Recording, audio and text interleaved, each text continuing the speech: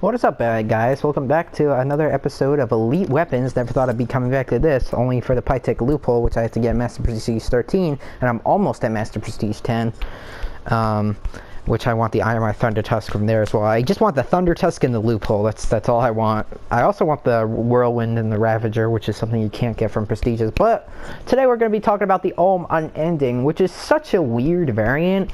And I'm not sure if I mean that in the good or bad way. It's definitely a unique variant. I'll give it that. It's definitely unique, but I'm not sure if this is the one that you'd want to be using out of all the other variants that are out there. Like, honestly, the enlisted variants of this gun are better than the elite variants, honestly, because the Lunacy is the only one with a good fire. The Lunacy is the only one with a fire rate increase, and the Lycanthrope is the only one with a damage increase, so...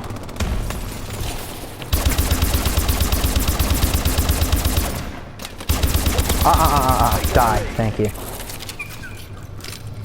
The clip size is useful. No, please don't kill me. Please don't kill me with random bombs again. I don't appreciate that bullshit. Oh, come on, please don't tell me it was a bow. Okay.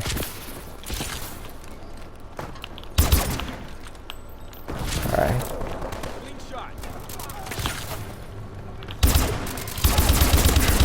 Please die. Thank you. Alright, so time to talk about the Ohm Unending, and I will say that it is a frustrating variant to use. Number one, accuracy. It is a negative accuracy variant of 1 point. Now, it may not seem that bad, but what it's going to mean is that you're going to have 10% more recoil. And for a gun, like, I'd say this is one of the more accurate LMGs in the game, but when the gun does kick, it's pretty brutal and annoying, and,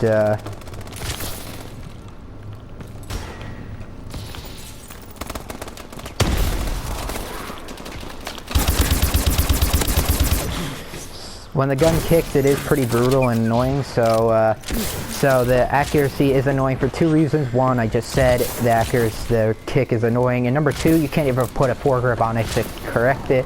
Very annoying stuff, and the thing that's even more annoying, like the accuracy interferes with something else, like even with it, yes, it does have -1 fire rate as well. I don't know the exact RPMs, but it does, you do definitely have a slow down fire rate that you will notice, and it can be quite frustrating, and it's frustrating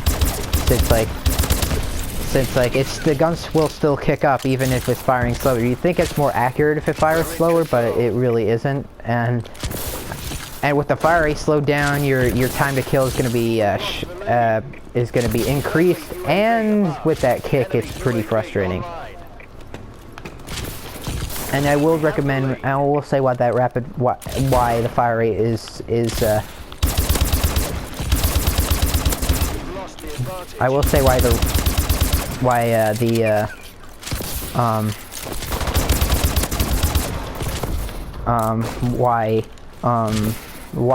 the fire rate is also frustrating. Because rapid fire is a terrible idea on this gun, because it's going to kick like a mule to the point where you won't be even hitting anything.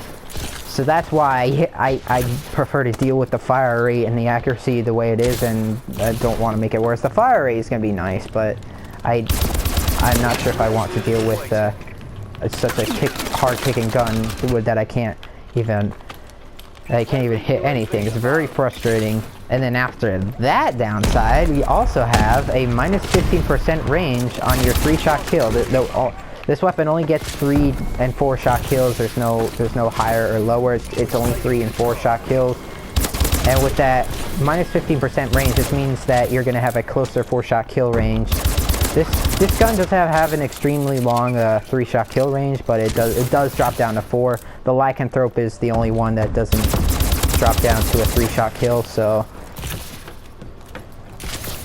because that's the only one that has a damage increase, you know, has an infinite 3-shot kill range. Drifter was wrong in his video when he said that the regular Ohm kills anywhere with 3 shots. That he's actually wrong. The long range damage is 33, which is a 4-shot kill, but a 3-shot kill headshot. And I'm not sure if you're going to be able to reach anybody with a stun at long range with 33 damage. So I'm not sure if So you do have a slight range decrease as well, but I put advanced rifling on, and that's like the only downside that you're able to like counteract like without any penalties. So there I talked about all the bad sides, and you're probably wondering, well, that's the, you talked about everything that's bad with the weapon, like what's there good? Because I only see bad about this. Well, if you look on the stat squares, the little stat pictures, not the stat chart. The chart doesn't show two things. It doesn't show reserve ammo or magazine size, because the Ohm Unending is called the Ohm Unending for a reason. I want to shotgun somebody. It's called the Ohm Unending because it's got a huge clip size bonus from 40 to 60. Really? He waited there? I expected him to come out and come to me. It's got a huge clip size bonus from 40 to 60, which is very good, because there's no gun in this game that has +3 in the magazine size. There's like +2 with the loophole and like +1 with others, but there's never a gun that has +3 in the magazine size. It's basically getting free extended mags, and I'll talk about why. But first, I want to say that the extra 20 rounds in the Ohm is pulling it closer to, like, you know, actual LMG size. 40 is like assault rifle size with like extended mags and something like that. So 40 isn't very high for LMGs, but 60 pushes it closer to normal LMG size. And I will say that you are going to need these extra 60 rounds, considering how frustrating it can be to hit your targets sometimes. Oh shit.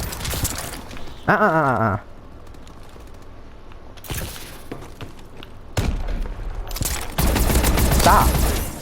I shotgunned somebody finally.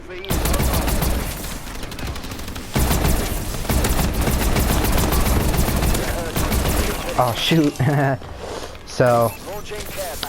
Oh! Okay. Nope. Good thing. I don't want to spend more time on kills. Anybody else there to hit me? Okay, nope. So my rating on this elite variant, I don't think that this is a good and reliable variant to use.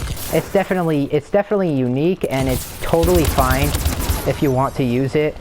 Like, it's unique. Like, it has a huge clip size bonus, which is not like any other variants. It's basically free extended magazines if you think about it. Because if you put it extended, because it has a 60 round magazine, if you put extended mags on the normal Ohm, it goes up to 60, which means that it's basically a free extended mags. Except if you put extended mags on this variant, it moves up from 60 to 90, making it only 10 points off from 10 rounds off from normal LMG size. So that's very unique. But do I think that this is a very good variant?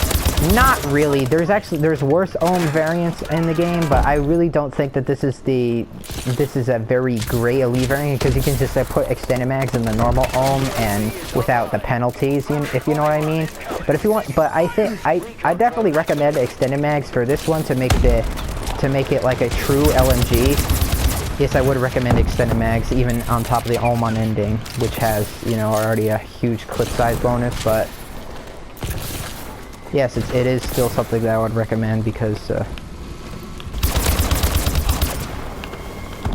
and I didn't get the final kill, unfortunately, but there's the Ohm Unending for you. So honestly, you could keep it if you want to. I'm really not. I'm gonna keep it just because it's an elite variant that I'm not gonna get back, and I want to, you know, I do want to have all elite variants in the game. So, and I'm an elite collector as well, so I'm keeping the Ohm Unending for myself.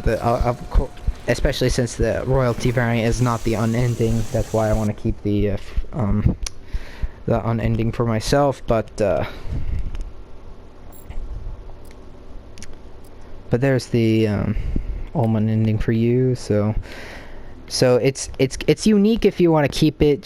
But I think that there are better variants. Like the Lycanthrope does have a fire rate decrease, but it does have a damage, which is way better. But I do think that the Restless is better, though. But this isn't the worst Ohm variant. In my opinion, this right here is the worst Ohm in the game. The unending honestly isn't that bad, but the downsides are pretty frustrating, and the magazine does make up for it in some ways. But there's the Ohm Unending. I'd recommend keeping it, just because the camo on it is fucking sexy as hell. But that was it for the Ohm Unending. I hope you guys enjoyed this Elite Weapons video. And next, I'm pretty sure it's gonna be the loophole. Nothing else. Loophole. It is next time. See you guys.